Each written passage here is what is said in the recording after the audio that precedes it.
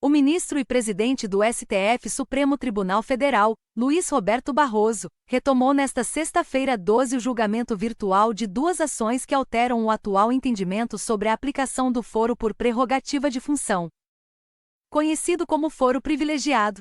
Ao votar pela manutenção da prerrogativa de foro, nos casos de crimes cometidos no cargo e em razão dele, após a saída da função, o magistrado estabeleceu a intenção da maioria e aumentou a diferença no placar, que está em 6-0. No entanto, o ministro André Mendonça, que também se manifestou, fez um pedido de vista, o que significa a suspensão do julgamento para ter mais tempo de análise. Recurso usado anteriormente por Barroso. Ainda não há data para retomar a votação. O foro privilegiado é um mecanismo jurídico que garante a determinadas autoridades públicas o direito de serem julgadas por crimes comuns apenas por tribunais superiores. O ministro Barroso concordou com o argumento do relator, ministro Gilmar Mendes, de que o envio do caso para outra instância quando o mandato se encerra produz prejuízos. Esse sobe e desce processual produzia evidente prejuízo para o encerramento das investigações, afetando a eficácia e a credibilidade do sistema penal. Alimentava, ademais, a tentação permanente de manipulação da jurisdição pelos réus, afirmou. Ainda faltam votar Carmen Lúcia, Edson Fachin, Luiz Fux e Nunes Marques. No julgamento virtual não há discussão.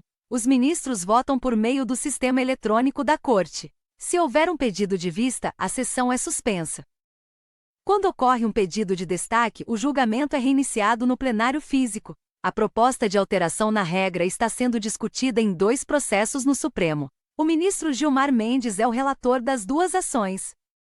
Na primeira, os ministros analisam um habeas corpus apresentado pelo senador Zequinha Marinho Podemos Pará, que pede para enviar ao STF uma denúncia contra ele, que foi apresentada à Justiça Federal.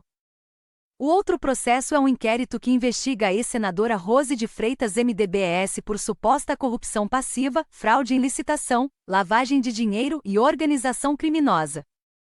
Gilmar Mendes havia votado para ampliar o alcance do foro. Segundo ele, quando se tratar de crimes funcionais, o foro deve ser mantido mesmo após a saída das funções.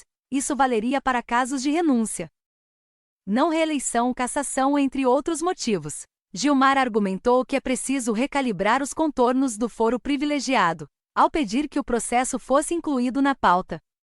O ministro afirmou que a tese trazida a debate não apenas é relevante, como também pode reconfigurar o alcance de um instituto que é essencial para assegurar o livre exercício de cargos públicos e mandatos eletivos, garantindo autonomia aos seus titulares.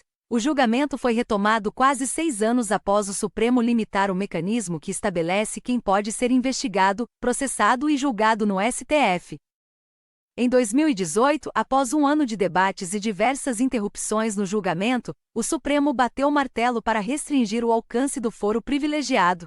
Desde então, inquéritos e processos criminais envolvendo autoridades como deputados e senadores só precisam começar e terminar no STF se tiverem relação com o exercício do mandato.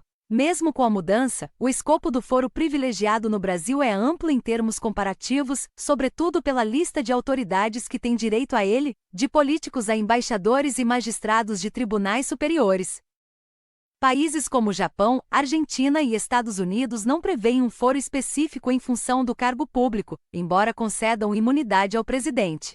Em outros, como na França, a prerrogativa se estende apenas ao chefe do executivo e aos ministros de Estado. A reabertura do debate ocorre em uma nova composição do STF. Os ministros Marco Aurélio Rosa Weber, Celso de Mello e Ricardo Lewandowski, que participaram do julgamento em 2018, deixaram a corte. Gilmar defendeu a aplicação imediata da nova interpretação de aplicação de foro privilegiado aos processos em curso.